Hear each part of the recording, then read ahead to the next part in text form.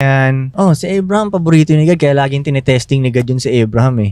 Kaya nga siya yung parang father of faith eh. Dahil may mga pinapagawa si God na Kaiba. ito talaga ba? Gawin ko ba to? Pero Oo. naniniwala.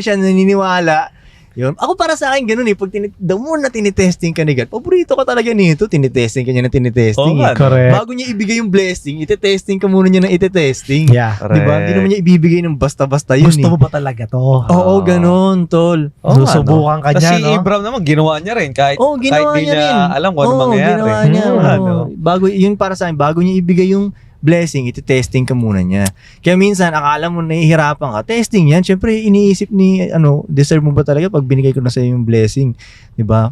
Ititesting ka muna niya. Yung gift, tol, ang medyo iwasan mo. Kasi yung gift, yan ang galing sa demonyo, tol. Oh, anong ibig sabihin? Temptation. Ang blessing, paniniwala ko na to, ang blessing Okay. galing kay God. Mhm. The gift galing sa demonyo. Ang gift, maganda yung pagka-package niyan. At ibibigay na agad sa'yo kahit di mo deserve.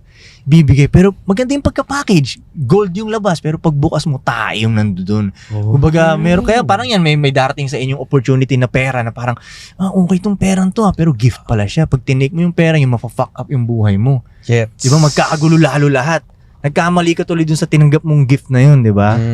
Paano Pero- mo ngayon ma-distinguish kung galing siya kay God Kung or gift gift ba siya yan ng o blessing? demonyo? Minsan mahirap siya ma-distinguish, tol. Oh. Minsan mahirap siya. Kaya nga. Kailangan sharp ka sa ganun ngayon. Oh. Yung sa blessing naman, hindi maganda yung pagka-packaging kasi puro Paghirapan. puro shit test mo na yung dyan. Pero pag nabuksan mo na, eto na, yun gold pala. pala yung laman nito. Ganun. Minsan mahirap makaano. Kaya minsan sinasabi ko na, ingat ka sa perang tinatanggap mo. Baka huling pera mo na yan. Mm. Di ba? Kaya So, ano technique mo sa ganyan? not all money is good money. Correct, correct. Yun, isipin mo rin, masisira ba yung peace of mind ko dito? Makukulong Okay. ba ako nito? Kailangan mo ring yun ang Oo nga, no?